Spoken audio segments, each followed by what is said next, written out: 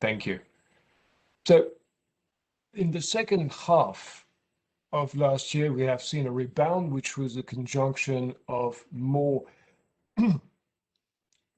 of lower, more competitive gas prices across different jurisdictions, and also the impact of the lifting of the lockdowns, which prompted additional energy consumption from the return of economic activity. And for this year, we do expect a rebound in natural gas demand across the different regions, which will be enough to erase the losses of last year and also to input for additional growth. We do expect global gas demand to increase about 3% year on year for 2021. Although, of course, there is a high level of uncertainty surrounding this forecast, owing to the breadth and speed of recovery, both the health situation and the economic impact, and with different paths for different regions and different users for natural gas. As you can see on this graph, some regions are not able to fully recover from what they saw last year in terms of drops. Again, talking about those mature markets, particularly the case of North America, we see that last year gas-fired generation was an enabler of the resilience of natural gas, and this year it's dragging demand behind because of higher prices, which comes limiting the competitiveness of natural gas. This expands to coal and to the growth of renewables. In terms of sectors, you see that it's the industry sector that takes the lion's share, approximately 40% of the growth coming mainly from the Middle East, Asia Pacific, and North America, to a lesser extent Europe and Eurasia. We also see some rebound in terms of residential and commercial. This owes mainly to the fact that we've had a Northern Hemisphere winter colder than expected and colder than we've had in the previous years. This is a one-off event. We do not expect to see additional growth in the coming years as we see a return to more normal winter temperatures. So to sum it up, before going into the details and leaving back the floor to my colleagues Akrosh and Gergely, this year we do expect a return to growth, although an uncertain and imbalanced and fragile return to growth. Thank you very much. Apologies again. Gergely, please take back the floor. Thanks. Many thanks, Jean-Baptiste. If we move to the next slide, we would like to propose just a quick look back to the recent gas market developments, and this chart shows how quarterly gas consumption evolved in the key gas markets around the world, including Europe, the United States, Asia Pacific, and Russia, altogether accounting for approximately 60% of global gas consumption. And of course, in the report, we have a more detailed overview. But I think that what is interesting to note here is that, as mentioned by Jean-Baptiste, the huge drop we have seen in 2020 has been mainly concentrated in the first half of the year due to mild winter weather conditions in Q1 and the impact of the COVID-19 induced lockdowns in the second quarter. And when we look at the chart, we see that global gas demand started already sort of to recover in the third quarter. And this has been, as mentioned by Jean-Baptiste, very much driven by coal to gas switching dynamics in Europe, the US, but also in some markets of the Asia Pacific region.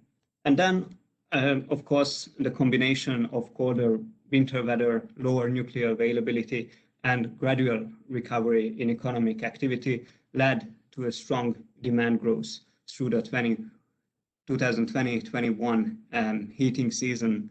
In the Asia Pacific region, China's gas demand grew by 15%. And part of this has been supported by the continued coal to gas conversion in the residential sector and a strong rebound in industrial gas demand. In Europe and Russia, most of the demand growth resulted from higher space heating requirements. And in contrast with other regions, when we look at the United States, natural gas consumption declined by almost 4% despite cold temperatures. And this decline sort of reflects the fact that gas-fired power generation is losing ground due to higher fuel prices. And actually, we have seen that gas-to-power demand declined by 7.5%. So if we now move to the next slide, we will have an overview on how global gas trade evolved through the recent history.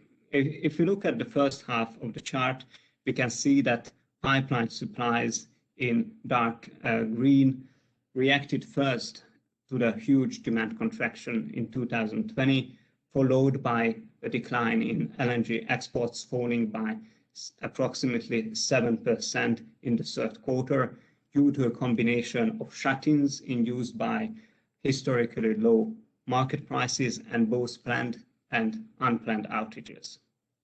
As a result of cooler winter temperatures and the recovery in gas demand both in Europe and in Asia, global gas trade returned to positive growth and increased approximately 4% year on year through the heating season.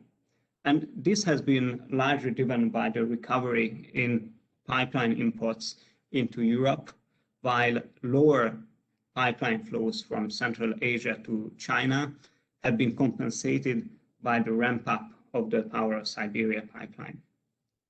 Now, in contrast, LNG trade remained somewhat subdued, increasing by less than 0.5% over the heating season due to ongoing capacity outages in Australia and Norway, and gas supply availability issues in Indonesia, Trinidad and Tobago, and a temporary disruption of LNG production in the US during the big freeze in February.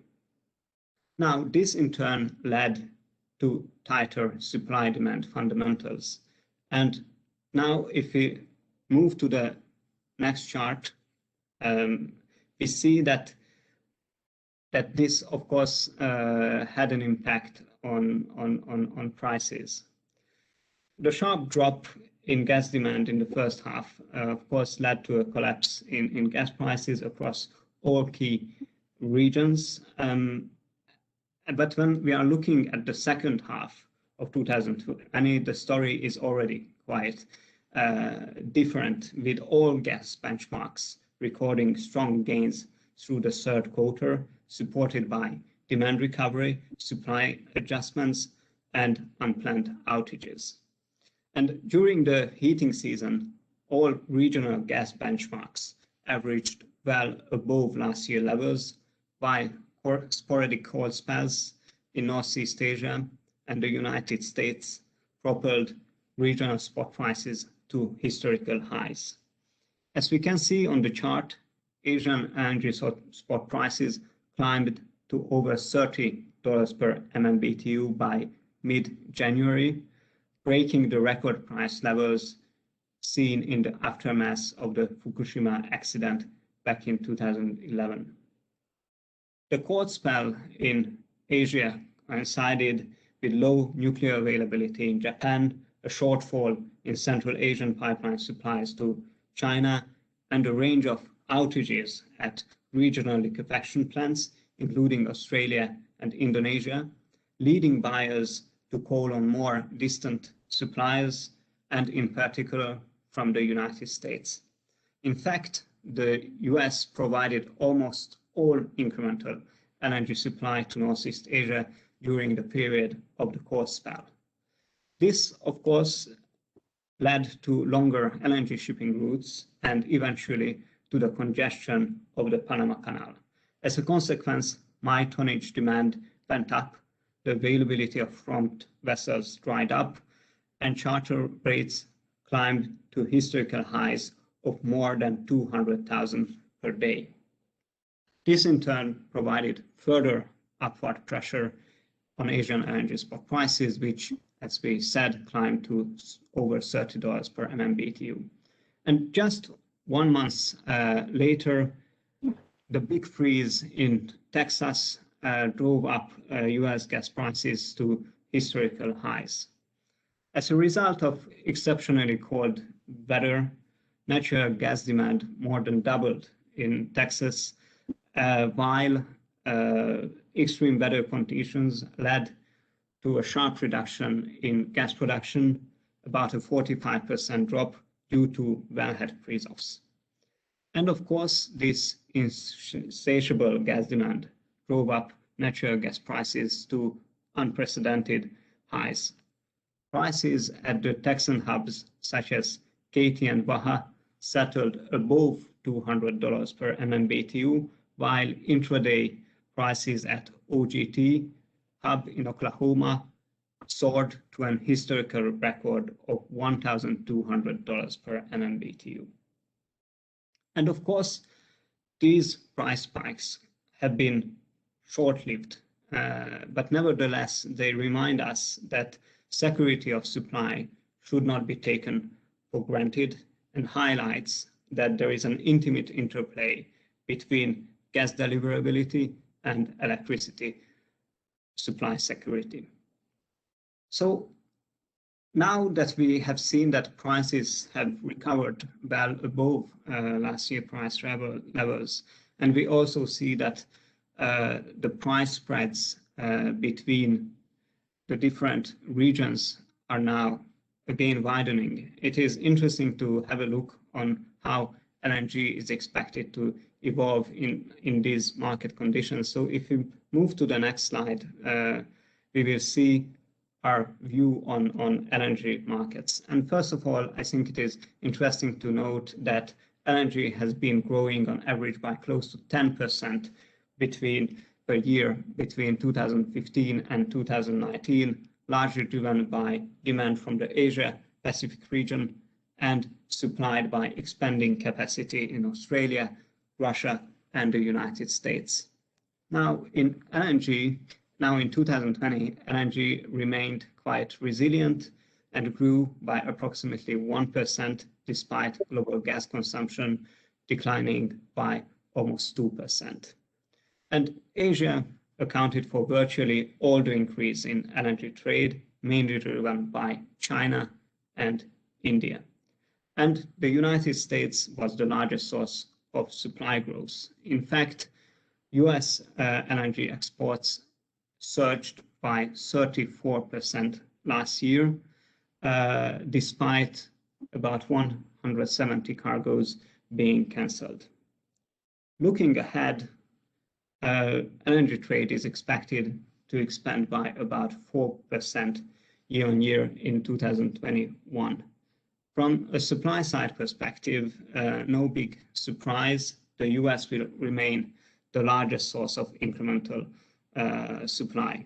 LNG output in the United States is set to increase by a third, driven by addition of new liquefaction capacity with the Corpus Christi Trains 3 and the Calcasieu gas terminal, and of course, higher utilization rate of the existing plants.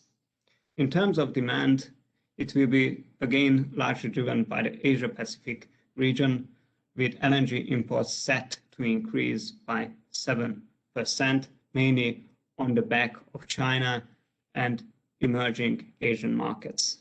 In contrast, we see decline in all other importing regions. In Europe, LNG imports are expected to remain strong, supported by stronger injection needs, lower indigenous production, and recovering demand through the summer. However, they are going to remain below the levels we have seen in 2019. And now I would like to pass on the floor to my colleague, Ákos Schloss, who will discuss in more detail the market dynamics in the Asia-Pacific region. Thank you very much for your kind attention. you very much, Gergely. My name is Akash Loos. I work as a gas analyst at the IEA here in Paris. First of all, let me also thank the IGX for hosting us for this webinar. It's a real great pleasure to be here with you today. And second, I would also like to echo Gergely's comments and say that our thoughts are very much with you in this very difficult time. Now, in the last third of our presentation, I would like to walk you through some of the main findings related specifically to Asia. So if you move on to the next slide, please. We can we have the next slide, please? Yes, thank you very much. So last year actually challenged the conventional wisdom in many ways and shattered some of our previous assumptions about the global gas market. But as Gergely already alluded to, there is one thing that hasn't changed in the middle of all this market turmoil, and that is the fact that Asia is and still remains the single most important driver of demand for both natural gas and also for LNG. So in 2020, the Asia Pacific region was one of only two regions to register a small annual demand increase. The other was the Middle East, and the rest of the world as a whole saw a massive demand decline at the same time. You can see this on the top left corner of this slide. And in 2021, we expect Asia to account for close to 40% of the incremental growth in gas demand, which means that the region will be the biggest contributor again to global gas demand recovery by a very large margin. You can see this on the top right of this slide. So the importance of Asia is even more pronounced when it comes to LNG. If you look at the bottom chart, you can see that in both 2020 and 2021, the Asia Pacific region will account for essentially all the increase in global LNG demand, while the rest of the world taken together sees an overall decline in both years. So I guess the bottom line here is that what happens in Asia still matters enormously, even after the pandemic, and not just for the region, but also for the rest of the world. So if we move on to the next slide, I'd like to take a look at first what happened in 2020. You can see that gas consumption grew by a very modest amount, well below 1% in the Asia Pacific region in 2020. This is remarkable if you compare it to the demand declines that we saw in most other regions, but at the same time, it is well below the 5% average growth rate that we saw in the last 5 years before the pandemic. And essentially, all of this growth last year was driven by China. Gergely already mentioned China had a 6% increase in gas demand last year, and this was more than enough to offset the declining demand elsewhere in Asia. China actually had a relatively short demand dip due to the COVID-19 pandemic in the first quarter, and afterwards it had a very swift recovery in the rest of the year. This was initially driven by the city gas segment and power generation, but later industry also rebounded sharply, and heating demand also picked up, especially in this cold winter season, which boosted demand even further. Domestic production and LNG import growth was also quite healthy in China. So actually the main victim of the market turmoil last year was Central Asian pipeline gas. This was hit twice during last year, first in the middle of 2020 when record low LNG prices made pipeline gas imports uneconomical, and then also during the winter months when a cold spell in Central Asia reduced the volumes that were actually available for exports to China. Now, if you look at India, we can see that gas demand actually decreased there by 1.4% in 2020. This was mainly due to the city gas segment, which was especially hard hit by the COVID-19 related restrictions. At the same time, consumption in industry and especially in the fertilizer sector remained fairly resilient, so the overall decline therefore was relatively small. Domestic production dropped fairly sharply in India, while at the same time LNG imports were up by 15%, which is very strong. And this was partly thanks to the collapse of spot LNG prices, which prompted Indian buyers to step up purchases when LNG prices were at record low levels, and partly also thanks to the addition of the Mundra LNG terminal in early 2020, which enabled higher imports throughout almost the entire year. So just very briefly on Japan and Korea, Japan's gas consumption was down by 4.5%. The negative effects of COVID-19 pretty much continued to weigh on gas demand throughout the entire year, especially in the industrial and commercial segments. But this cold spell in Northeast Asia in December gave a strong and unexpected boost to gas demand. So actually the overall decline there was less than would have been without this weather effect. In South Korea, saw a small 2% demand increase last year.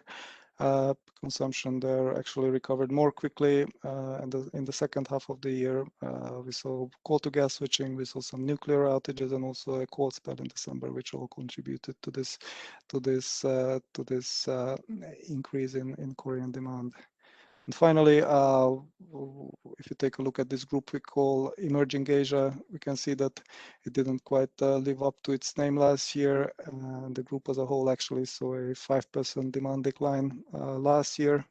So all in all, last year was not a great year for Asian demand growth, but the fact that there was any growth at all is impressive enough.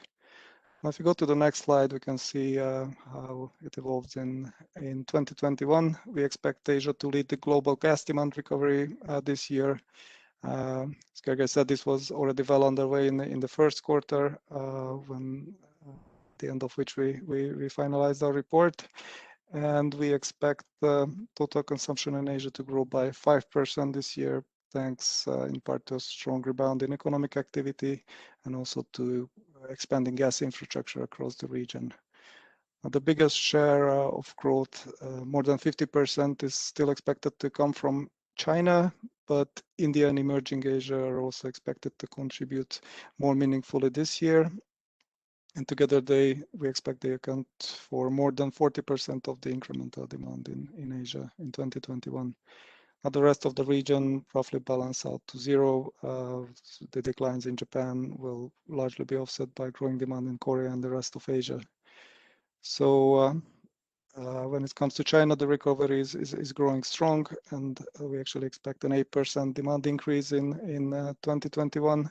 This is supported by strong GDP growth, continuing coal to gas conversions, expanding gas infrastructure, and also by a fairly cold start of the year earlier in this winter.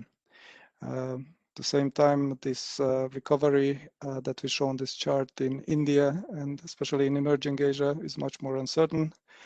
Until a few weeks ago, we expected a 10% demand increase in India on the back of strong economic recovery, new gas connections in the residential commercial sector, improving gas infrastructure, growing domestic supply, and the overall highly supportive policy environment. But this latest wave of COVID-19 infections obviously will probably necessitate a downward revision of this in our next report. Emerging Asia's 5% recovery that we show on the chart is also predicated on a strong rebound in economic activity and also continuing growth in electricity demand and some small additions to the region's regas infrastructure. But I would say both India and emerging Asia depend highly on LNG imports to meet growing demand, and both markets are highly sensitive to international prices. So this relatively high LNG price environment that we are in is another downside risk that we keep an eye out for, and it can impact the demand recovery in both India and emerging Asia. So if we move on to the next slide, we can see how this price sensitivity worked during this volatile period that we had in the last 6 months or so. The blue line here represents the year-on-year change of LNG demand in India, Pakistan, Bangladesh, and Thailand taken together on the left axis. And the green line shows the monthly average spot LNG price in Asia on the right axis. So these are monthly average prices, not prompt daily prices that a previous chart showed. And we can see at the beginning of the fourth quarter last year, LNG demand was going very strong, growing at about more than 20% in both October and November. So we know that demand in the South Asian region can still expand substantially when prices are in the $6 to $7 per MMBTU range. But we can also see that LNG demand went into a sharp decline when prices jumped to this $9 to $10 per MMBTU average in December and January, mainly due to the cold spell in Northeast Asia. And in practical terms, this meant that buyers in India, Pakistan, and Bangladesh left spot LNG tenders unawarded because the prices were astronomical. This meant that at least one cargo defaulted and was turned away from Pakistan to a higher bidder in Northeast Asia. And both Pakistan and Bangladesh suffered gas shortages as a result and had to actually ration consumption because spot cargoes were simply too expensive. Meanwhile, in Thailand, there were also some excess LNG. There was actually some excess LNG because winter is a low season there. So PTT, the state-owned company there, took advantage of the situation and started LNG re-exports for the first time in their history to monetize on the high prices in Northeast Asia. So we can see that South Asia's ability to import LNG depends greatly on the price, and the pain threshold is somewhere in the $8 to $10 per MMBTU range. Unfortunately, the current forward curve falls very close to this threshold, so it's actually hard to say whether the price will stay in the tolerable range for these importers, or demand growth will fall short of expectation because the import price is simply too high. So with this, let me turn it back to Jean-Baptiste to wrap up with some concluding remarks. Thank you very much. Lot. So can you move to the next one, please? Thank you very much.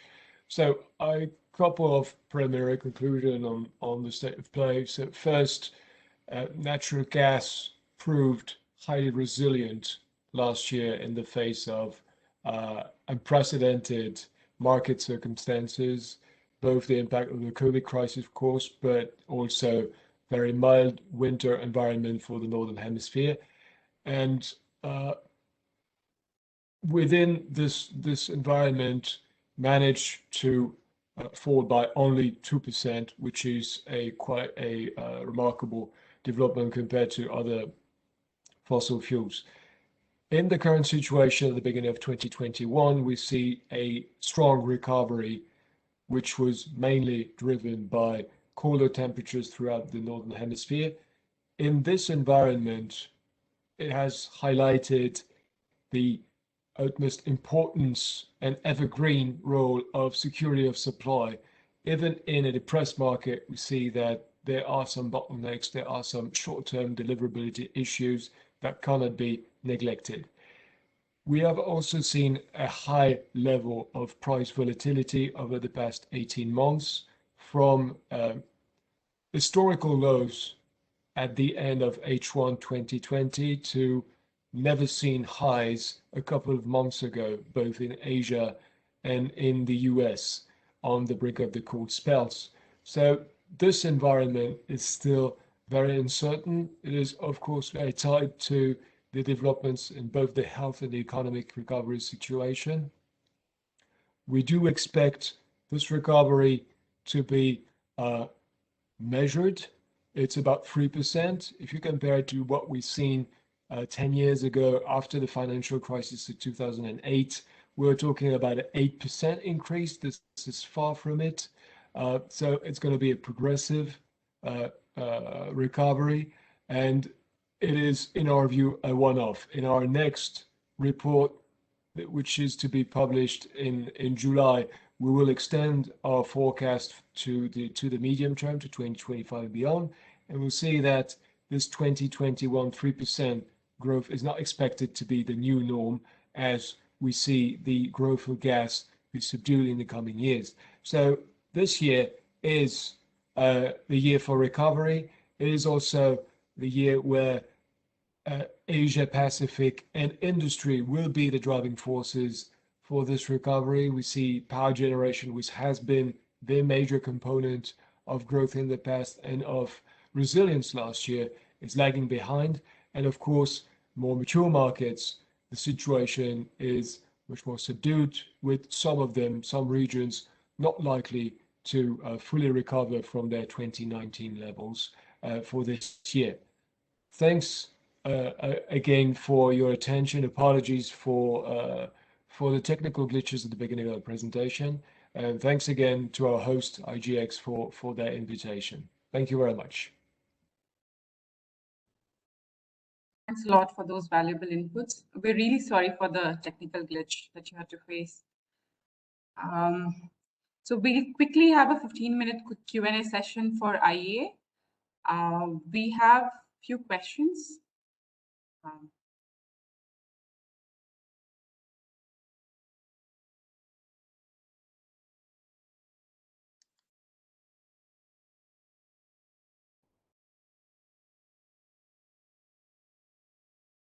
Right. Can we start with the questions?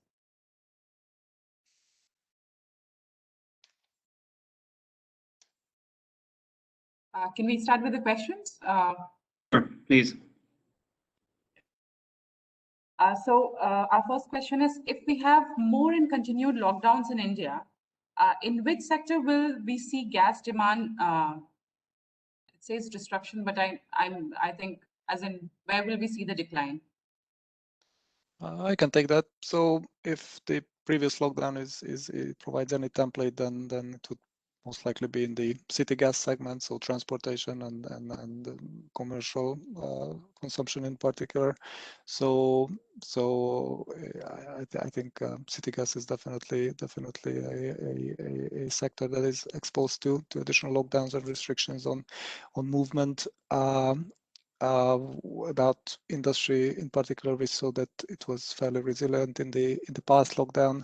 So we'll have to see how this time will or will not be different. But for now, I would think that it's going to be transport and commercial that's primarily impacted for them. All right, thank you. I think sorry, the outlook for industry also depends on how the economic outlook changes. For now, it's still fairly robust. The IMF's numbers are quite stunning, about 13% GDP recovery. So we'll have to see if that broader outlook for India and also for other countries with which India trades might or might not change because of this resurgence. I think you have to speak a bit louder. Okay, just to repeat, so the outlook also depends on the GDP outlook, especially for industry. So we'll have to see if this very optimistic outlook that the IMF published in April, for example, will eventually change because of the COVID situation. For now, I'd expect the main sectors directly impacted to be transport and commercial, but there is further downside risk if the growth potential is also damaged by this current wave of COVID-19. Right, we'll just move to the next question. How will be the future of India and countries of Asian Pacific in consumption of natural gas as a whole? And in which areas like transportation, industrial, commercial, or in PNG, where the gas consumption should be increased to consume the use of LNG and natural gas to boost the natural gas economy? So overall, what means to say is, what are the sectors in which there should be an increase in the natural gas to boost the Indian economy, which is moving towards a gas-based market? So we're seeing that industry is expanding partly because of new connections enabled by additional infrastructure. So a couple of fertilizer plants are now getting converted to natural gas and be connected to the grid. The same has been going on in the refining sector. So I think just by virtue of expanding the infrastructure and enabling these industries to switch from liquid fuels to natural gas provides a strong foundation for additional growth in the industrial sector. The expansion of the city gas grid is also continuing. I think the government is planning an additional round of city gas expansions this year. So residential, commercial, and transport is also part of city gas in India. So once those expansions come into play, I think these sectors can also benefit. And power is a bit of a difficult question in India because obviously coal is very competitive and renewables are also growing. So India actually has a large stranded fleet of existing gas-fired power plants which can come online. We saw that last year when LNG prices were at record low levels. We saw that there was some pickup in gas-fired generation in India using some of this stranded fleet and bring it back online. But for that to happen, the price has to be very low indeed, below $3 per MMBTU. So we cannot take that for granted. So I think the outlook for power generation is a bit more uncertain in the medium term. Thank you. I'll just request all the attendees to post questions relating to IEA. The questions relating to IGX will be taken in the second half of the question and answer session. Moving on to the next question. While IEA has projected for a positive LNG volume growth in 2021, do you feel the higher prices of LNG this year and upsurge in COVID-19 situation can act as a deterrent for this year?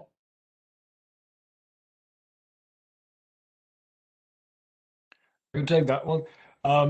This is of course one of the great uncertainties on the allocation of the LNG volumes across the different markets, its competitiveness, and the breadth and path of the economic rebounds in the different regions, particularly in fast-growing markets in Asia. This being said, the amount of supply remains flexible, and we have seen last year that all major producers have been able to reduce their amounts of LNG delivered in the breadth of the crisis.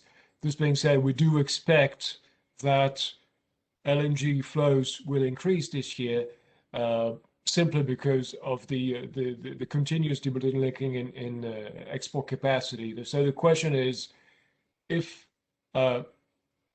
more price-sensitive markets, particularly in Asia, are not able to take additional delivery, it will be more certainly up to more mature markets, particularly to Europe, to compensate for those lower deliveries and play its role as a market's last resort.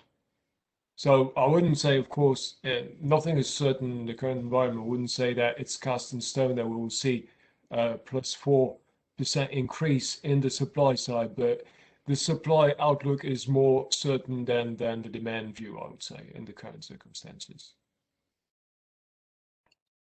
So your views towards new... Apologies, just maybe to add to what Jean-Baptiste said. In Europe, we have now the storage levels 25% below their 5-year average. So it means that, you know, the storage sites in Europe are hungry for gas. The injection needs are higher than they have been in the 5 last year.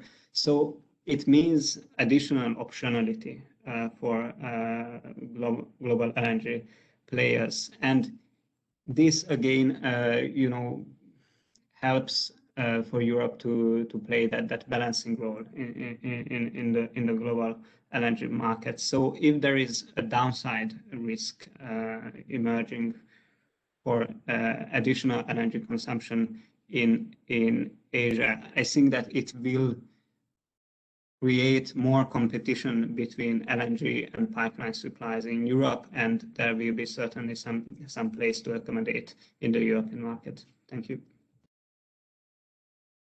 Our next question is, how about new addition of LNG supply? So, in the coming years, most of the additions we have seen last year, this year, we have seen the bulk of the new capacity addition. There's going to be some residual capacity addition with debottlenecking in the coming years. Most of them coming from US projects. There's a couple of projects here and there in Indonesia, in West Africa, which are to be commissioned in the next few years. But most of the new capacity will come from the US. And beyond that, there's the next wave of projects which took final investment decision. And the big one, of course, is the expansion of Qatar. But we're talking about 5 years plus for this one. Next question is, what is your outlook for the pipeline imports to China from Russia and Central Asia and impact on LNG imports? So for Russia, we expect it to actually continue the ramp up according to schedule. So this year it is supposed to deliver 10 BC, and we expect it to deliver actually that amount. For Central Asia, we expect a weak recovery for now, but there is a possibility that recovery will be stronger. I think there are hints that there might be some upstream issues in Central Asia. So it partly depends on the production levels in Turkmenistan, Kazakhstan, and Uzbekistan.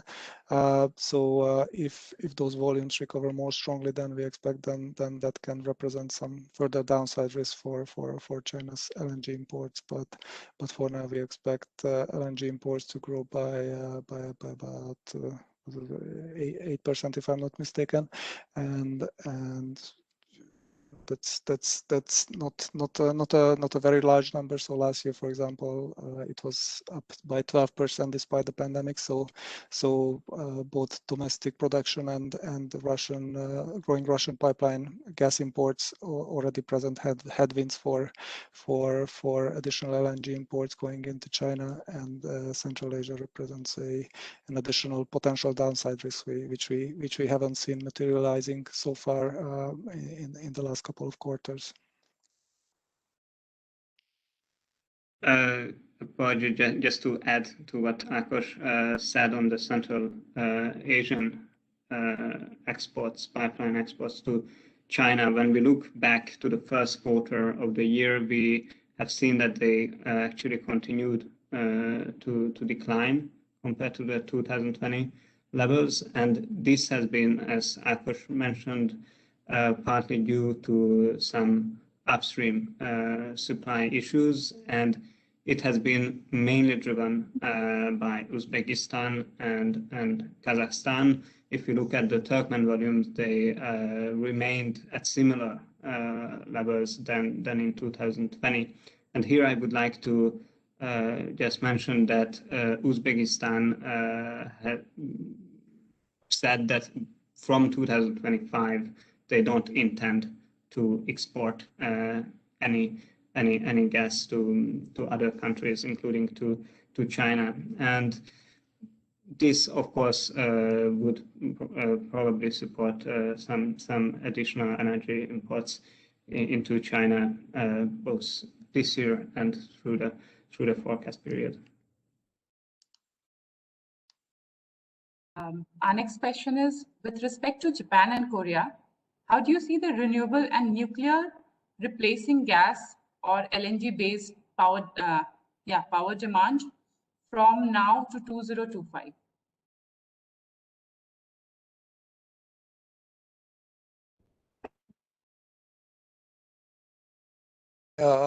I think the nuclear restarts are a big question mark. Obviously, the government remains committed to restarting some of the offline nuclear capacity, but that has fallen behind schedule. So obviously the nuclear restarts present one big source of uncertainty.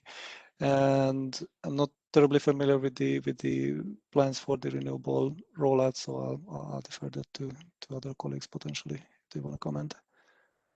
Yeah, in both markets there are some targets for renewables. Of course, given the geography of both Korean and Japanese markets, the perspective for development outside of offshore wind are rather limited. In the case of Japan, any addition of nuclear or renewables will be at the expense of gas. Of course, in the case of Korea, this is a bit more complex because at the same time the government as targets to limit the role of coal. So there's some sort of compensation in between the increase in renewables on one hand and the limitations on coal on the other hand.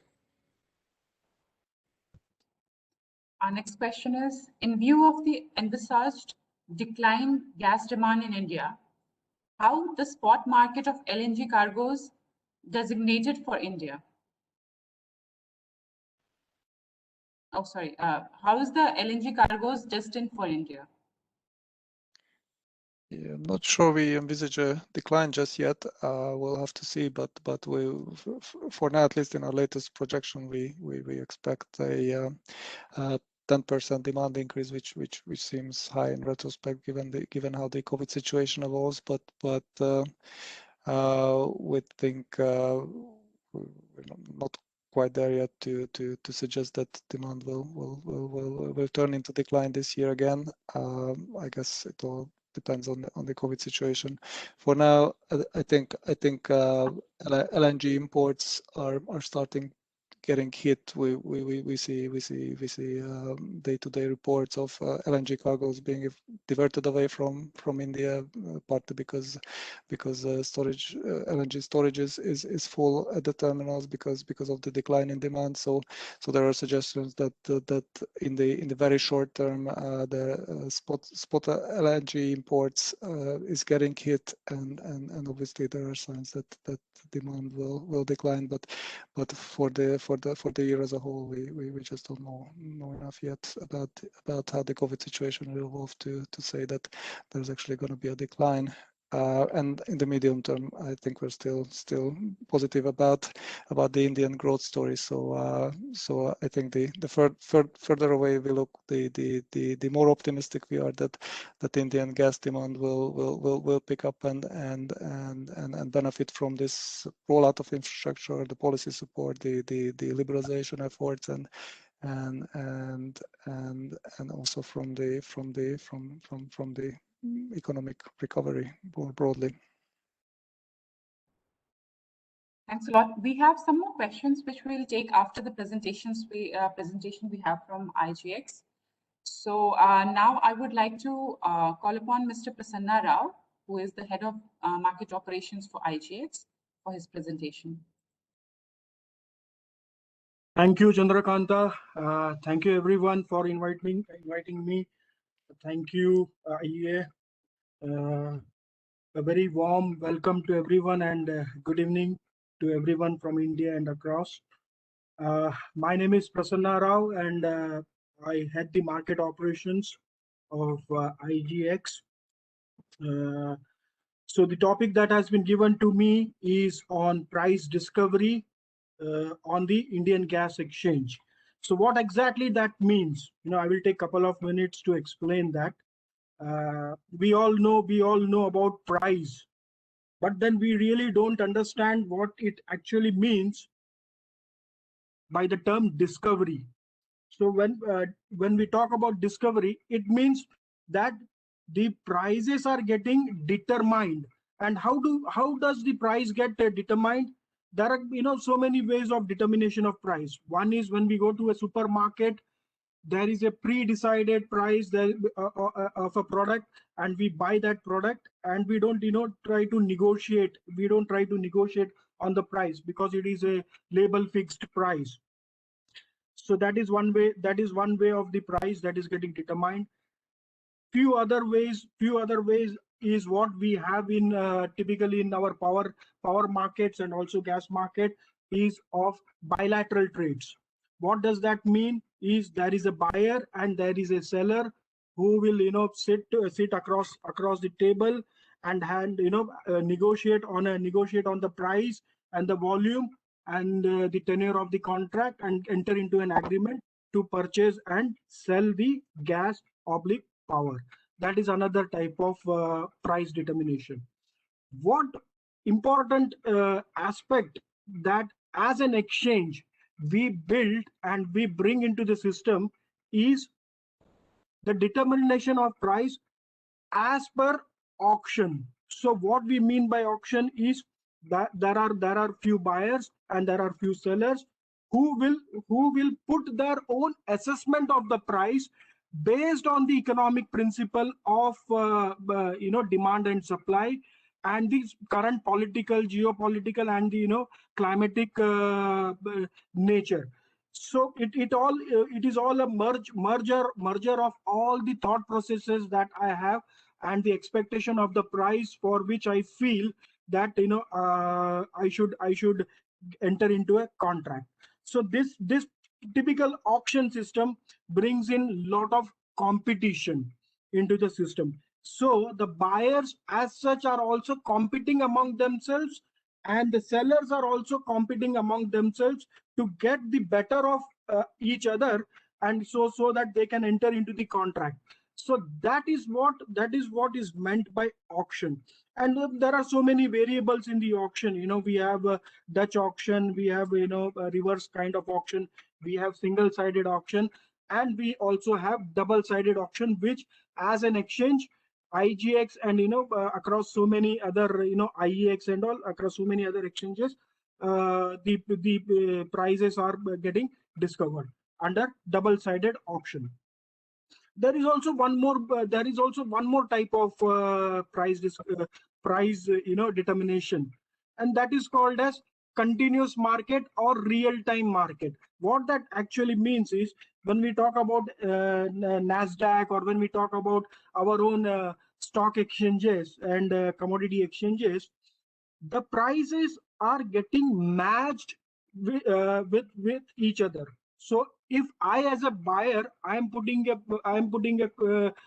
order to purchase gas at a particular price, and if someone else, if the counterpart, if a seller matches my own price, that is called as price matching. And this is also one type of price determination. So as an exchange in IGX, we have used both the combinations across the contracts or the products that we are making available to the market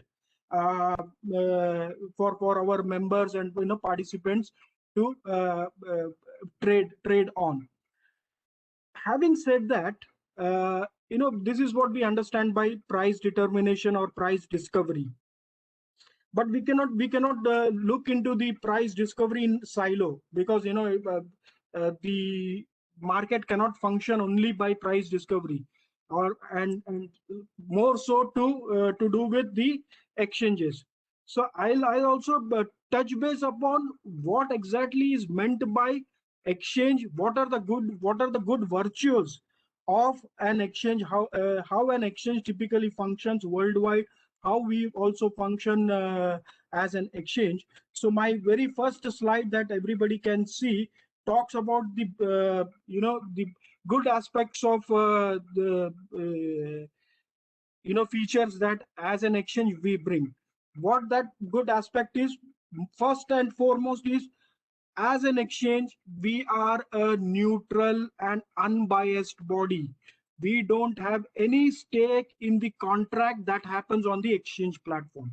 And what is an exchange? An exchange is a marketplace where the buyers and sellers will come and exchange goods, which is natural gas, in lieu of the money factor.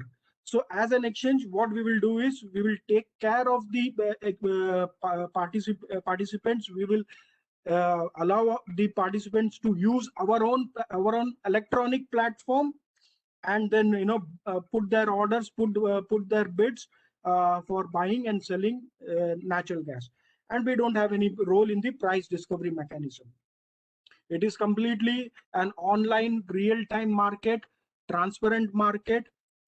And the beauty of trading on the exchange platform is that you get one market across the entire nation. So you don't have to go on and search for the participants or for the counterparty and try to negotiate.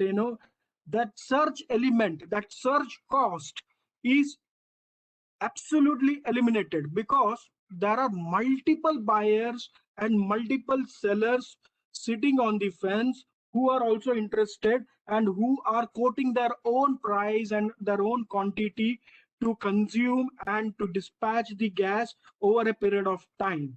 So that is, you get a ready-made market that is available across the nation. So that is why it is a nationwide market that we have allowed. Entirely, as I said, it is an automated process. There is no manual intervention. I will touch base upon the market, how the trading happens and how the market gets opened, at what are the time factors, so on and so forth, in my coming slide. It's a totally voluntary market. There is right now, there is no compulsions for the participants to come and participate. They will come when they see the advantages of participating with us as such. Chandrakanta, one more slide behind, please. Yeah, one more. We can go to the first slide. So couple of more aspects, which actually differentiates us from a bilateral trade or the trade that is happening right now in the gas sector. That is standardized contract. What that means is that as a buyer and as a seller, I am an informed entity in terms of what I'm going to buy, what is the period for which I'm going to buy, and there are so many other aspects. What is the delivery point? What is going to be the delivery point? And it is nothing is opaque here. Everything is transparent, which we are publishing it to the market much before anybody enters into the contract.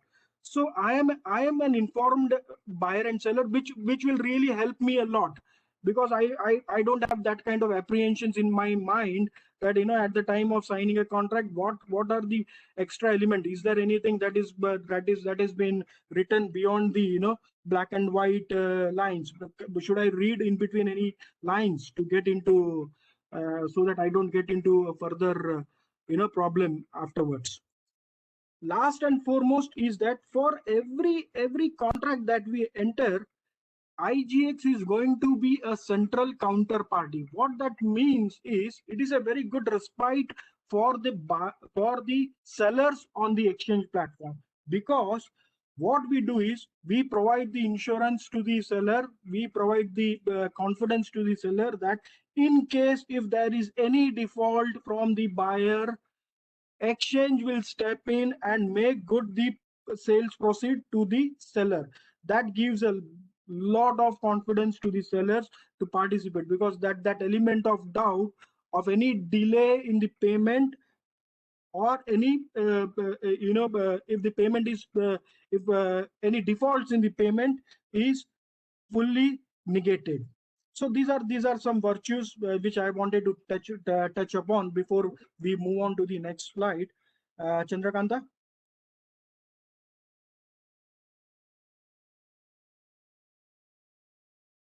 Yeah.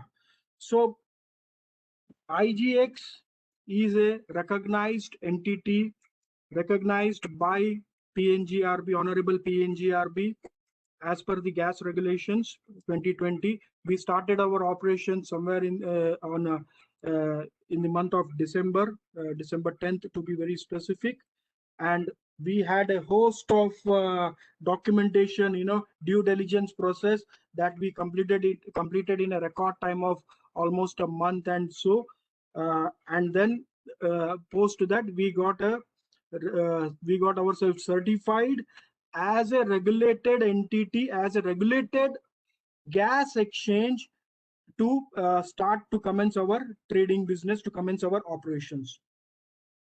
So we are bound by the gas exchange regulations 2020. Having said that, other than the regulator, we also have our own self compliance and self due diligence and good governance documents and regulations that we have prepared and built on our own, which we call it as our market rules and bylaws. So market rules typically talk about how the operation day-to-day operation is going to take place. What are the timelines? When is the market going to open, close? When is the when are we going to take the purchase value from the buyer? When are we going to pay to the sellers? So on and so forth. And all how we are going to ensure that the participants, that is the members and the ultimate clients, the buyers and sellers who are going to trade on the exchange platform, what is the minimum due diligence that is required for them to participate on the exchange platform, so on and so forth. Bylaws become the over archiving regulations for us, which gives us the strength to implement the rules and regulations of the on our members and also on our own operations. That is why we call ourselves as a self-regulatory entity also. So these are the things that we do to establish the credential of the exchange, so that it is completely the participants are completely satisfied with us before entering into before providing this inputs of trading and so on and so forth. Yeah. So now that's okay, Chandrakanta. So on the gas exchange, some anecdotes and some details on the market design. I will try to be more. I would not like to elaborate much because of the time concern also. So we have five trading hubs, three trading hubs where what we started with: Dahej, Hazira, and KG Basin. And on 20th of April, we added two more hubs. These trading hubs are typically the physical trading hubs where we are expecting the seller to make the delivery and the buyer to take the delivery to offload from this particular hubs. But over and above this, based on our circulars and all, we have provided some kind of flexibility also, where the buyer and seller can negotiate among themselves and decide for a different delivery point within the same state. Okay, that kind of flexibility is also we have built in our system and in our processes. Next is, what is the product that we are making available to the market right now? I was reading a question that has been asked. So as per the regulations, gas exchange regulations, exchange has the right to provide the product with a duration of delivery duration of anything which is more than 1 day. We cannot trade only on the day ahead basis because of the physical restrictions from the pipeline operators. That is, we require 3 days to apply for CT and so on and so forth. Otherwise, we can go up to any level. We can have products which can be for 1 year, which can be for a quarter year, which can be for 6 months also, which can be for 5 years also. What we have started right now is with daily product, weekly for 7 days, weekday which is from Monday to Friday, fortnightly which is for 15 days, and monthly contracts, which we will be seeing in the next slide. X hub, there next is, we are provided with two types of what do you call that, helping the delivery aspect, trying to chip in our own help for ease of business, where we facilitate our buyers to enter into the trade, and then we as a shipper, pseudo-costly shipper, we will enter into a GTA with the pipeline operator on behalf of the buyer. So the buyer does not have to get into GTA contracts every now and then with multiple transporters. We will do that. We will provide that services to the buyer. We will enter into the GTA with the pipeline operators, and so that the buyer just has to come on the exchange and trade. So this is called as delivered contracts, or where delivery facilitation is done by the exchange. Next is X-sub contracts. What that means is that typically I as a buyer, I have already entered into a GTA with the pipeline operator. I don't need any help for the GTA, for GTA, and that GTA can be used by the buyer to get into the trade on the exchange platform. Why he will come? Because he gets that advantage of price discovery. He knows that when I'm going to trade on the exchange platform, I will get a better price. How I will get a better price? Because of auction.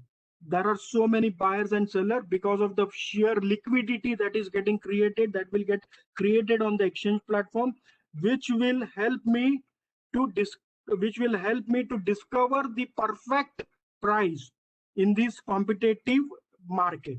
Okay, so that is why the X-sub and delivered contracts, the members or the participants will come on the exchange and start trading. So the contracts are typically right now, the minimum quantity is for 100 MMBTU, and it is in INR, that is Indian rupee, and the trading hour for the trading hours is from 10 AM to 1 PM. That is the time when we open our window for our members so that they can come and trade on the exchange platform. Right now, it is not. We only open the window from Monday to Friday. But once we get into the day head, contracts, it will be 365 days, round the clock kind of market that we will open. Yeah, Chandrakanta. Sure. Yeah. So a few more explanations very quickly. Monthly contract, fortnightly, the contracts that we were actually seeing here. So in case of monthly contract, we have 3 contracts that we make available to the market at any given period of time. So let's say that today we are on 1st of April.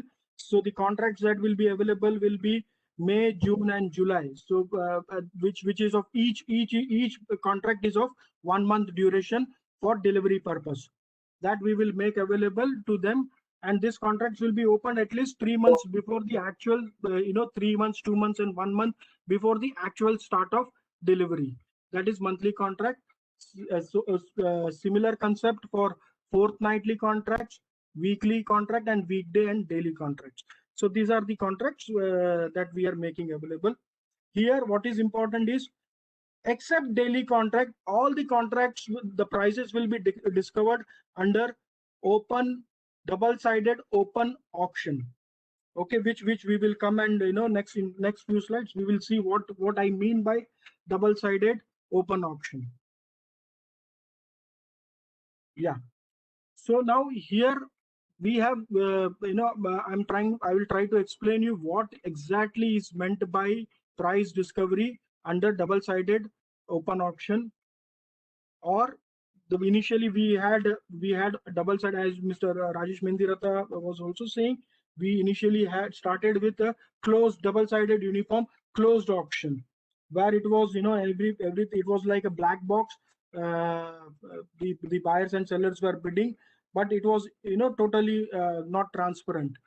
So what we mean, coming back to double-sided uniform price auction, what we mean by that is, the sellers during the market hours, which is from 10 o'clock to 1 o'clock, all the buyers and sellers will place their intentions based on their own readings and their own assumptions and their own requirement of the quantity and the price at which they would like to buy or sell the gas.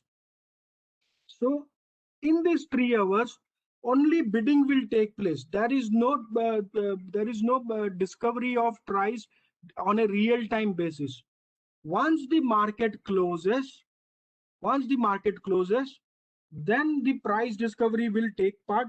It's an automated process, and how it will happen is all the buy quantity will be stacked at one side, and all the sell quantity and its price will be stacked on the other side, and then the based on the order of for buyers, it will be the whoever wants to buy at the highest price. It will be on the ascending kind of type of order stacking, and vice versa for seller. Whoever as a seller is quoting the least price will be placed at the top, and then descending price will stacking of the orders will take place. Wherever this buy and sell curves, both the buy this stacking of price will form a curve, buy curve. Similarly, the stacking of sell orders will also form a sell curve. Wherever this buy curve and the sell curve will intersect or cross each other, that point is going to be the price that will be discovered for that particular contract. So in a day, you will have one uniform price for a single product, and there won't for a single product. And whoever as a buyer, if I am on the right side of the buy, that is, if I've quoted more than that price or equal to that price, I will get selected, and vice versa for the seller. So there will be one price that will be determined, that will be discovered. That is why we call it as discovery of price.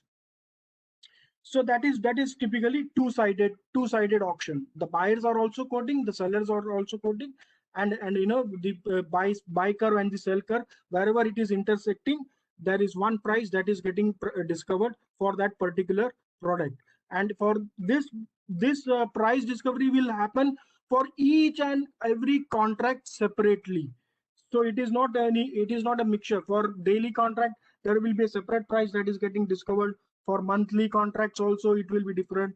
For April month, it will be different. For May, it will be different, so on and so forth. So markets are driven by forces of demand and supply. That is what I was saying.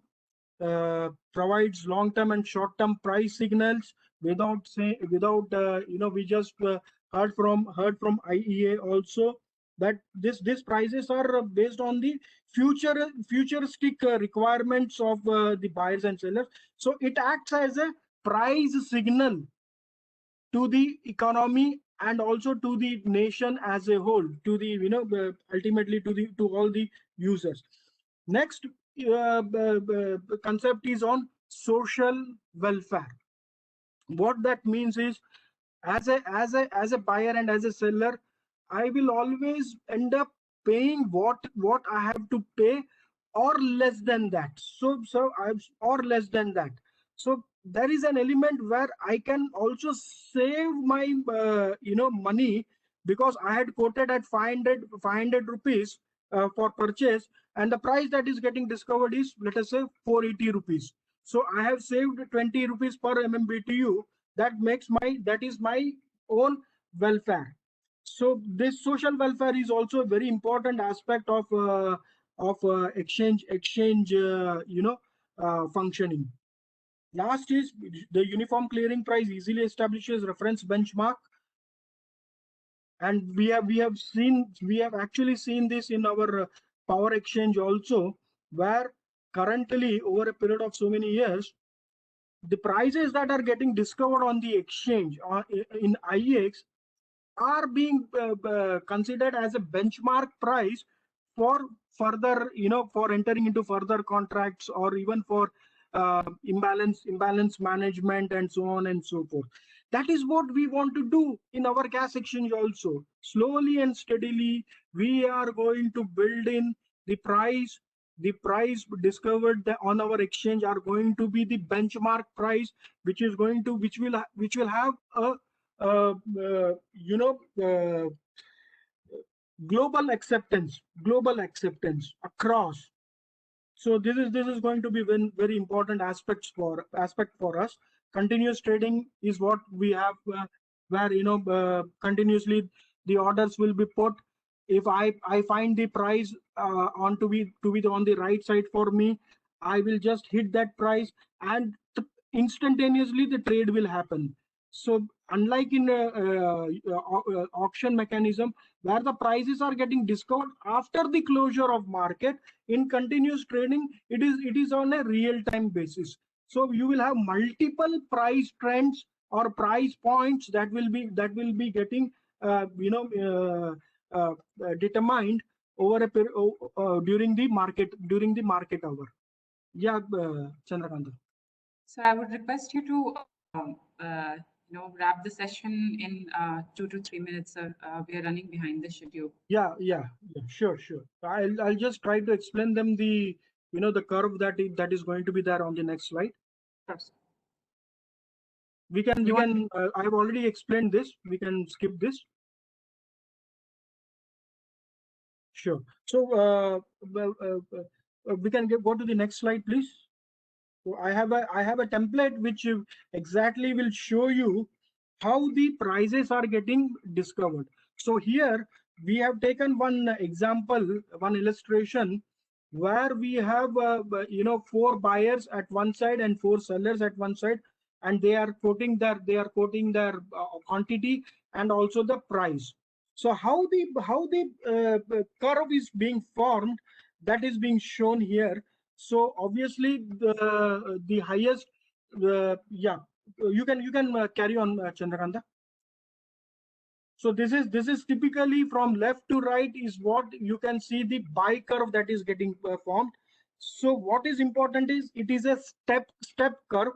So we have linear curve and all all those fundamental things are there. Here we follow step curve practice for our price discovery. So we have one curve which talks about 100 quantity. So on the left side we have the price, and on the x-axis, y-axis, we have the the quantity that is being laid down.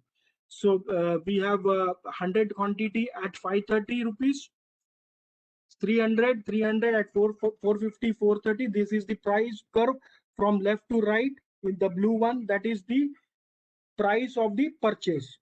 Similarly, for sellers also, the seller who has quoted the least price is what we have from at 350 rupees, 100 quantity. So you have that from left to right at the curve for the sell is being shown here, and the point where both the buy and sell is getting intersected is the price for that particular quantity. So in this particular case, it is 430 rupees and 600.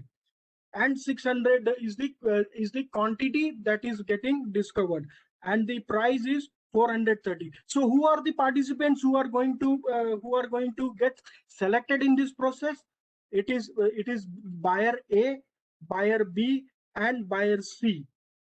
And similarly, from the sell point of view, it is seller E, seller F, and seller G who is going to get selected, because because D will not get selected, and seller C will get selected partially because he has quoted 300 quantity at 430, but he will get only 200 because the total quantity that is getting discovered is 600. So this is how, and all the entire process is automated. It is just a jiffy of time. There is no manual intervention. We don't have any manual intervention. It is all automated. It is all programmed. This is how the prices are getting discovered on the transparently. The prices are getting discovered on the exchange platform, and all these prices are displayed on a once we complete our discovery of the price. This is getting displayed on the trader workstation or the application which our users or the participants use on a real-time basis. And then these prices are also part of our website. We publish it on our website also, post running of the discovery and all. Yeah, Chandrakanta. So that is what I wanted to say. And on the continuous, it is a real-time kind of price that is getting determined or discovered or matched, and there will be multiple price points on a continuous trade. Both continuous and auction have their own advantages, which I was talking about.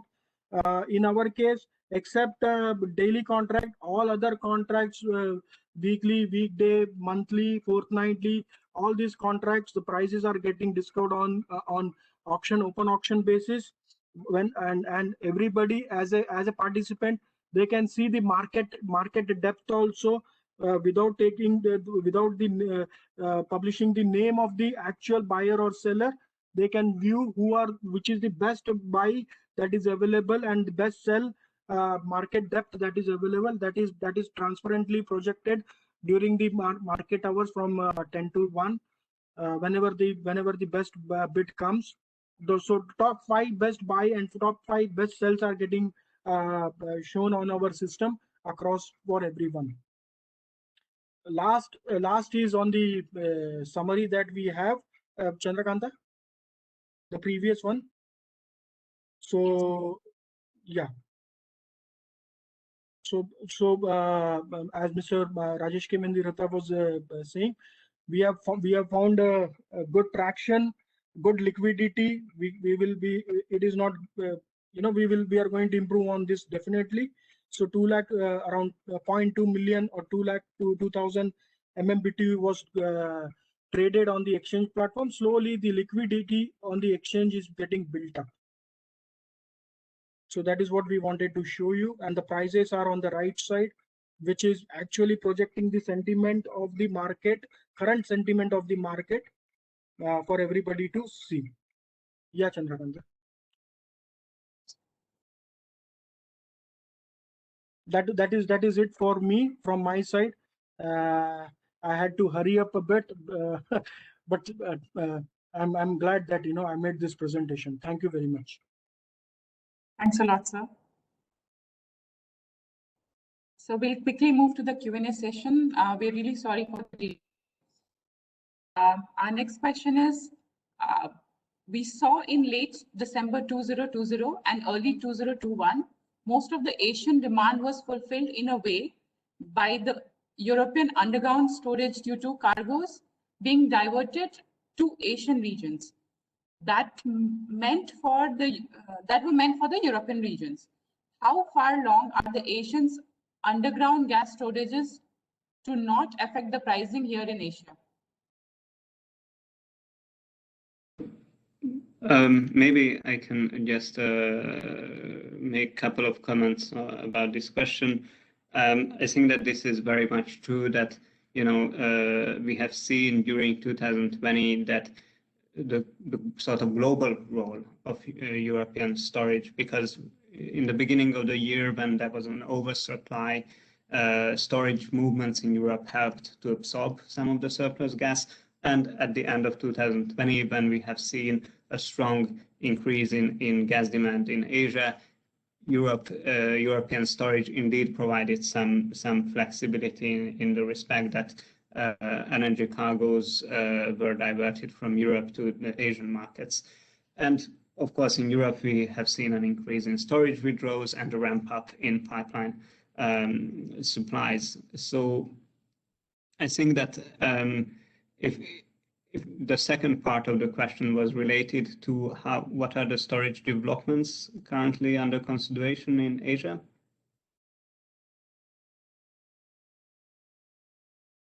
Is this correct, Chandrakanta?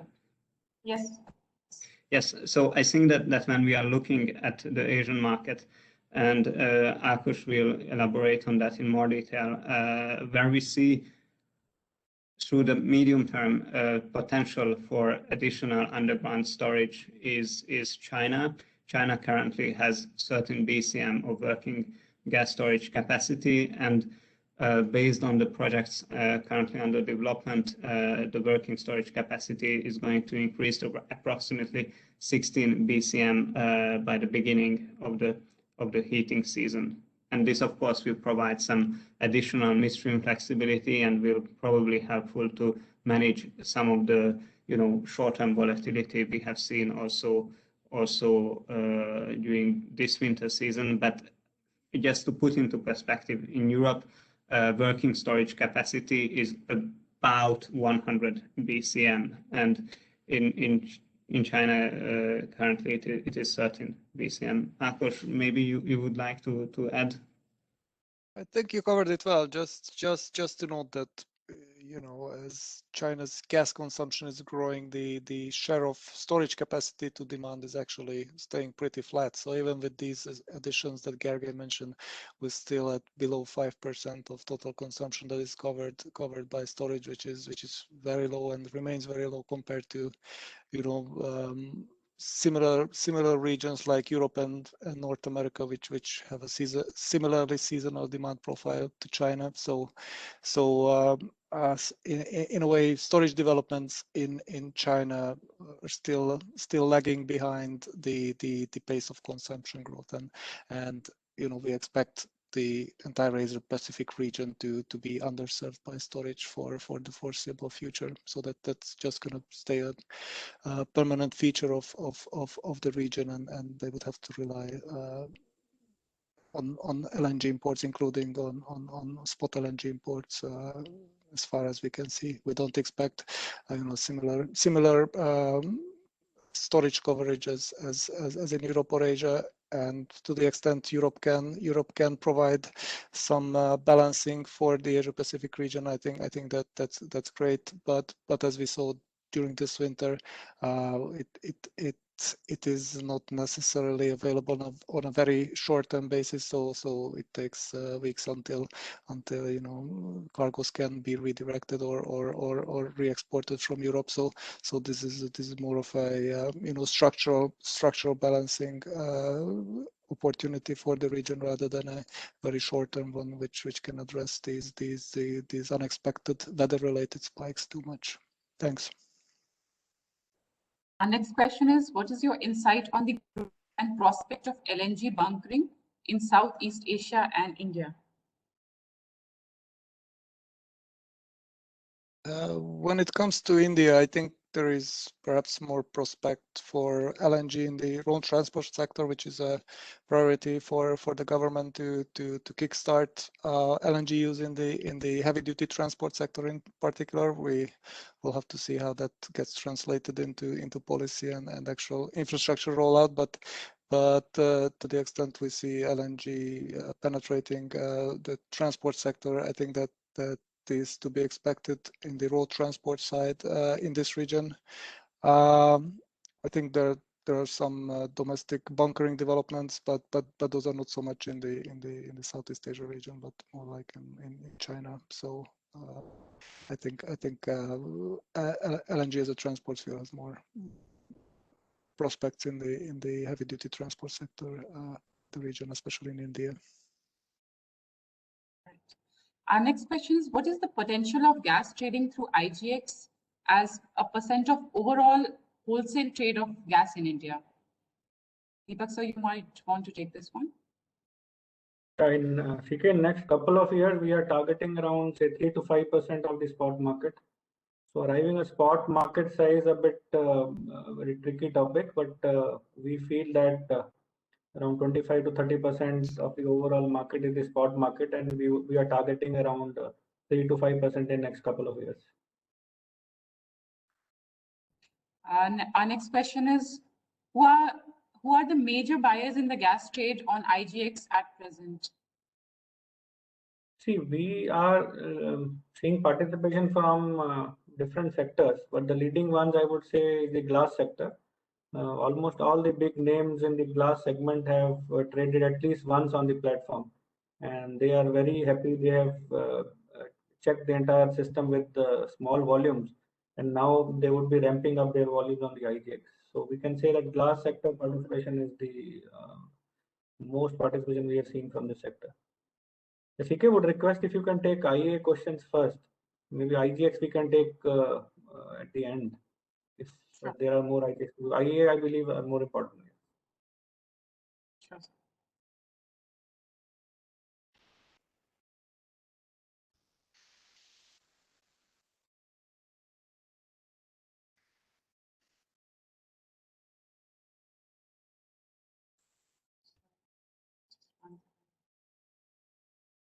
There's some questions in the chat box. I'll just go back to them. The ones from the Q&A were for IA. LNG price volatility has increased over the past 3 years. Any specific reason attributed for this phenomenon?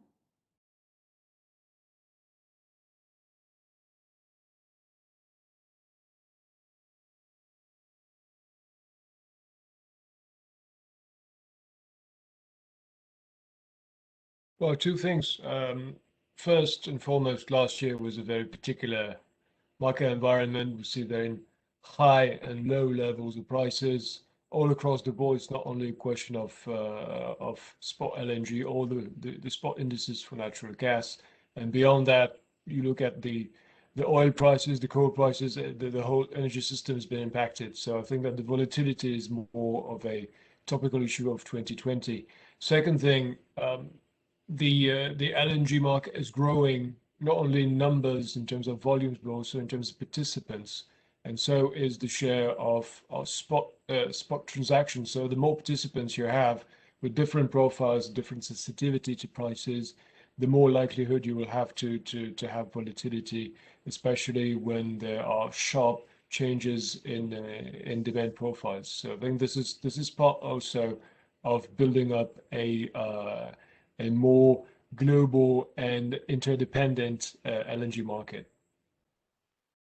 Just a quick comment on that. I mean, let's not forget that gas demand and LNG demand in particular is very, very weather dependent, and you know, if we get a particularly cold winter, then that can always lead to higher volatility, which we had this past year. So it's a more simple explanation, but that definitely was a big part of the factor that drove the volatility.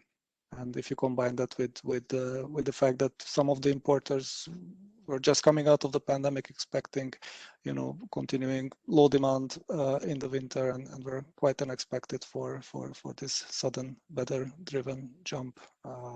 That was certainly part of the story behind this year's volatility in particular. Our next question is, what is your forecast on LNG spot prices for West India DES in coming 6 months? How will it impact the quantity? All right, I think this was particularly for IGX. Just moving forward to the next question. What are the forecasts for gas prices considerations to COVID-19 situation? It seems situation shall be similar up to July 2020. Well, thanks. We don't do price forecast ourselves. We do base our forecast on the market sentiment. And when you look at the future forward curves, it looks like the market is anticipating a return to, say, more normal trajectories with a seasonal pattern, especially for Northern Hemisphere mature markets in Europe and North America. This being said, of course, any delay or any obstacles on the road to the economic recovery, which is foreseen and that we have applied through the IMF economic outlook review and assumptions, will have an impact on energy consumption and on pricing. But it's a two-way road. Last year we have seen energy demand collapsing, but at the same time the collapse also provided some upswing for gas, particularly in power generation, where there was a competition with coal and pricing was favorable to natural gas. So I think it can clearly work both ways.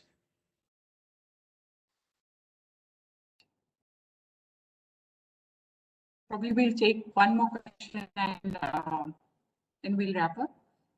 Presently, the gas prices are in range of 2.5 to 2.75 at Henry Hub. What is the optimistic projection for gas prices in 2030? I think you've just commented on the same, that you do not directly comment on the prices. All right.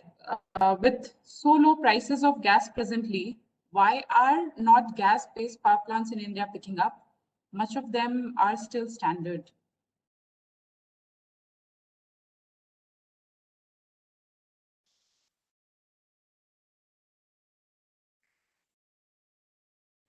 You mean why the stranded gas fleet is not more highly utilized? I think for those plants to compete with the coal-fired fleet and renewables, which are already in the system and essentially have no fuel costs, you need an extremely low gas price, and most of those power plants require imported LNG. So as we could see last year, the imported LNG price will have to be in a sort of $3 per MMBTU range, or even below that, to make these plants economical in the existing fleet.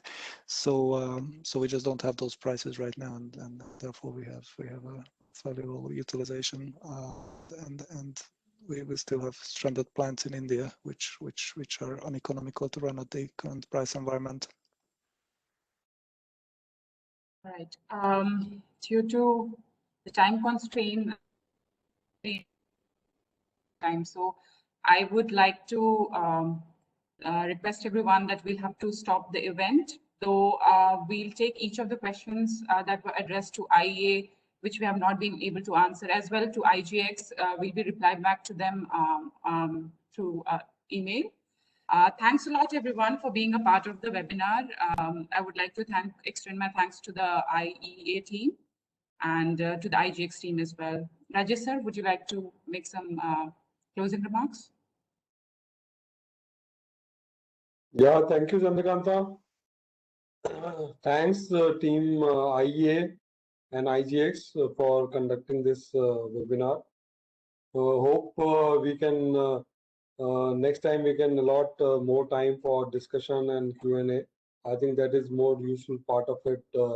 So we should have allocate or budget more time for Q&A. I think with this, Chandrakanta, we can stop here, and we'll meet again.